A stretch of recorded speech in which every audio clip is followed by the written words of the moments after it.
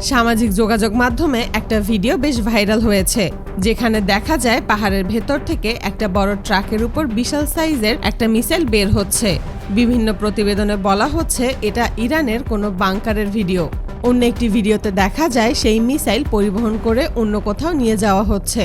আর এই ভিডিও সামনে আসার পর থেকেই নড়েচড়ে বসেছে গোটা বিশ্ব, কারণ এটা কোনো সাধারণ মডেলের মিসাইল না। এমন ধরনের একটা মিসাইল বানাতে খরচ হয় প্রায় 12 থেকে 13,000 কোটি টাকারও বেশি। আন্তর্জাতিক বিভিন্ন প্রতিবেদনে আরও বলা হয়েছে এই ধরনের মিসাইল পারমাণবিক ওয়ারহেড বহন করতে পারে। কিন্তু প্রশ্ন হলো, ইরান এটা পেল কোথায়? মধ্যপ্রাচ্যের চলমান পরিস্থিতির মধ্যে ইসরায়েল ইরানে হামলার প্রতিবাদে ইরান লাগাতার পাল্টা জবাব দিয়ে যাচ্ছে। বিভিন্ন আন্তর্জাতিক গণমাধ্যমে দেখা যায় আকাশে ঝাঁকে ঝাঁকে উন্নত ধরনের মিসাইল উড়ছে। এর মধ্যে কয়েকটি এমন ধরনের মিসাইল দেখতে পাওয়া গেছে যা বিশ্ববাসী আগে কখনো দেখেনি। একটা ভিডিওতে দেখা যায় একটা মিসাইল আকাশে যাওয়ার সময় কিছুক্ষণ পরপর তার গতি বদলাচ্ছে। শুরুতে দেখলে আপনার কাছে এটাকে মহাকাশে পাঠানো কোনো রকেটের মতো মনে হতে পারে, কিন্তু আসলে এটা একটা মিসাইল। বিভিন্ন গণমাধ্যম বলছে এই মিসাইল ছোড়া হয়েছে ইরান থেকে। ধারণা করা হচ্ছে এটা ইরানের 5th জেনারেশনের অত্যাধুনিক সেজ্জিল সিরিজের মিসাইল। এই মিসাইলের দৈর্ঘ্য প্রায় 30 মিটারেরও বেশি। প্রাথমিকভাবে দেখলে এটাকে একটা রকেটের মতোই লাগে, আর এর গতি অবিশ্বাস্য। বিভিন্ন প্রতিবেদনে বলা হয়েছে এর গতি 16,000 কিলোমিটার প্রতি ঘন্টারও বেশি হতে পারে। এই ধরনের মিসাইল বিশ্ববাসী আগে খুব কমই দেখেছে। কিন্তু অবাক করার বিষয় হলো যে ভিডিও ভাইরাল হয়েছে সেই ভিডিওতে দেখা মিসাইল এবং এই মিসাইল এক নয়। ইরানের IRGC জেনারেল ইব্রাহিম জাব্বারি বলেছেন, আমরা প্রতিদিন যে মিসাইলগুলো ব্যবহার করছি সেগুলো অনেক পুরনো মজুদ। নতুন এমন অনেক প্রযুক্তি রয়েছে যা বিশ্ববাসী আগে কখনোই দেখেনি। তার কথায় এতদিন তারা যেগুলো ব্যবহার করেছে সেগুলো মাত্র 2G জেনারেশনের মিসাইল। এখনও তৃতীয়, চতুর্থ, পঞ্চম এবং ষষ্ঠ প্রজন্মের মিসাইল দেখানো বাকি রয়েছে। আর এই কথার পর থেকেই গোটা বিশ্ব আবার নতুন করে আলোচনা শুরু করেছে।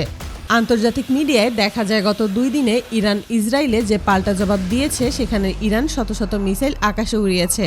বিভিন্ন প্রতিবেদনে বলা হয়েছে এর মধ্যে হাইপারসনিক মিসাইলও থাকতে পারে। সবথেকে বেশি ধারণা করা হচ্ছে ইরান তাদের পঞ্চম প্রজন্মের খেইবার মিসাইলের কয়েকটা আকাশে উড়িয়েছে। এই মিসাইল এতটাই বড় যে এটাকে দেখতে অনেকটা মহাকাশে পাঠানো রকেটের মতোই লাগে। শুধু তাই না, এটা 19,500 কিলোমিটার প্রতি ঘন্টা বেগে উঠতে পারে বলেও প্রতিবেদনে বলা হয়েছে। অনেক বিশ্লেষক বলছেন এই গতির মিসাইল থামানোর মতো প্রতিরক্ষা ব্যবস্থা এখনও খুব বেশি দেশের কাছে নেই। ইরান এটাকে এমনভাবে তৈরি করেছে যে এটা প্রায় 3,000 কিলোমিটার দূরের যে কোনো লক্ষ্যবস্তুতে নির্ভুলভাবে আঘাত করতে পারে। কিন্তু ভিডিওতে দেখানো মিসাইল সাধারণত রাশিয়া, চীন এবং উত্তর কোরিয়ার কাছে দেখা যায়। এ ধরনের মিসাইলগুলোকে পারমাণবিক মিসাইল বলা হয়। এগুলোর গতি প্রতি ঘন্টায় 18,000 কিলোমিটারেরও বেশি হতে পারে।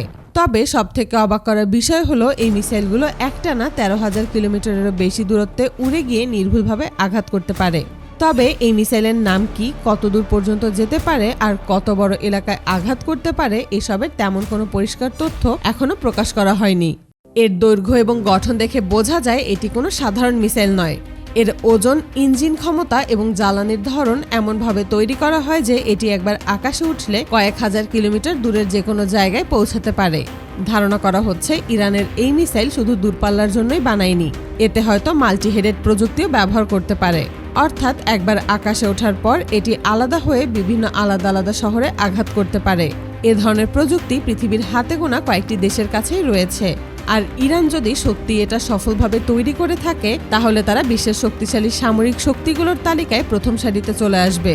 বিভিন্ন প্রতিবেদনে বলা হয়েছে এই মিসাইল খুব সম্ভবত ইরানের দক্ষিণ অঞ্চলের কোনো পাহাড়ের নিচে গোপন সামরিক ঘাঁটিতে তৈরি হয়েছে। সেখানে সাধারণ মানুষ তো প্রবেশ করতেই পারে না, এমনকি ইরানের ভেতরের অনেক কর্মকর্তাও এই প্রকল্প সম্পর্কে বিস্তারিত জানেন না। পুরো কাজটি অনেক গোপনে করা হয়েছে বলে ধারণা করা হচ্ছে। তবে এ ব্যাপারে ইরান সরাসরি কোনো বিস্তারিত তথ্য দেয়নি। শুধু তাদের ঊর্ধ্বতন কর্মকর্তারা বারবার বলছেন তারা এমন সব প্রযুক্তির সামনে আনবে যা দেখার পর পুরো বিশ্ববাসী অবাক হয়ে যাবে। মধ্যপ্রাচ্যের এই জটিল পরিস্থিতির মধ্যে ইরানের অবস্থান বেশ শক্ত বলেই বিভিন্ন আন্তর্জাতিক গণমাধ্যম বলছে। তাদের দাবি অনুযায়ী ইরান তাদের জবাবে এক চুলও ছাড় দিচ্ছে না। তাই এখন অনেকেই বুঝতে পারছেন না সামনে ইরান আর কি নতুন প্রযুক্তি দেখাতে পারে। গোটা বিশ্ব শুধু তাকিয়ে আছে পরিস্থিতি কোন দিকে যায়।